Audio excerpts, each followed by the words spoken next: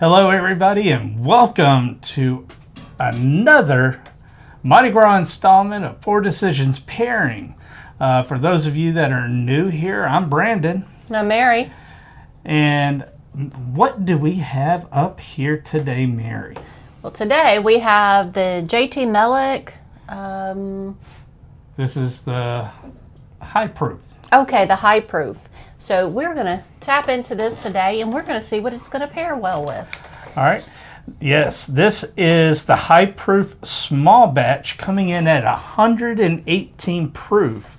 And this is small batch number 225. Nice. Yeah. For those of you unfamiliar, JT Meleck is a rice whiskey distilled in Louisiana. Ooh. And has limited distribution throughout the country. Yeah, I think they're available in Louisiana, Mississippi, Texas. Oh, yeah, there's some in Texas. Not sure if it's reached Arkansas yet, but I think they were trying to get it there. And they're working on trying to get it to Tennessee. All right. Now, we do love us some Meleck in this house. Yes, we do. This is not our first bottle, and it won't be our last. Far from it. Okay, looking at it, man, this looks like a standard small batch bourbon on the color on it. Beautiful amber. Yep. Very interesting nose. Okay, tell us about it, Mary. It's a sweet note, but it's not quite fruity. Ooh. Yeah, I see what you're saying there. It's almost a little nutty. It's almost like a light cola note on the nose as well. Maybe that's where I'm getting that subtle sweet. It's like what Could you would be. get out of a cola. But I mean, this is a rice whiskey, and it does tend to be a little bit sweeter than most other ones. Yeah, because I find that a lot of the bottles that we've had of JT Meleck have had it slightly sweet on the tip of the tongue, but then very savory on the rest of the palate. Yeah, and this is the small batch, and it is 4 years age stated. See, there's something familiar in this. It's a spice, but I can't Yeah, place it is. it. It's almost like a Cajun spice. Like a filet or something. Or almost like cayenne pepper in a way. But not like hot, no. but Just savory. the like how it would taste. I gotta dip into it and see. I do too. Cheers. I'm getting like a flavor note that you put in the seafood. Like in a seafood gumbo, there's a seasoning. Like the crab boil almost. But it would be the powder. It would be the green of it. Like the spices, the green spices that would go in it. Maybe it's a little bay leaf. Maybe it's an Old Bay that I'm getting. More like the crab boil powder, like you'd use for crabs or crawfish or shrimp. The seafood boil. Yeah, but to me, that's more red, more cayenne-ish. Yeah. This one is more that green spice. You could put the bay leaf in it as well, because we use it for red beans and rice, gumbos, and everything else. But yeah, like the filet spice. Yeah. That earthy. Yes. But rich. It adds a depth of character. If you haven't had Cajun or Creole cooking with the bay leaf, trust me, you're missing out. It adds something totally new to what you're eating. Well, don't judge the first.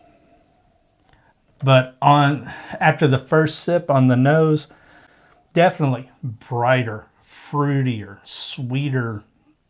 Not for 118, you get no ethanol punch on the nose. Now on that second sip, I'm getting like a fig note. On the palate, but it's still on the savory side. So it wouldn't be like you did the fig, like a fig Newton or any type of sweet. This would be where you added it to, A dish. yes, to give it a little sweetness on top of a Heavily savory. protein. Yeah. But it's also got that savoriness to it as well. Yes. But it coats the palate very well. But it stays bright, fruity, savory, all of that, and sweet from beginning to end. I know what I want to pair this with. What's that? Alligator bites. Yeah, I could actually see that. I could see this with even like a crawfish or shrimp etouffee. Mm-hmm. You know, that would be outstanding with this. Trying to think of what would be a great cigar to pair with this right now. Let me see what I have over here. I'm kind of leaning to possibly an Olive or a Tatiana Groovy Blue.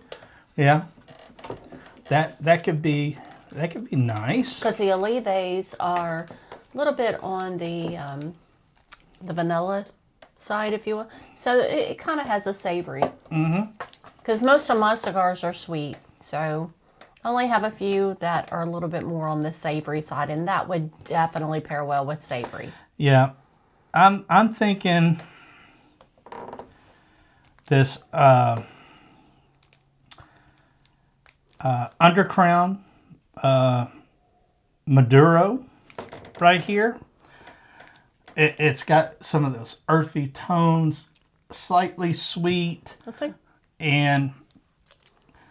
but it has some spice to it. I'm not going to unseal it. Thank you.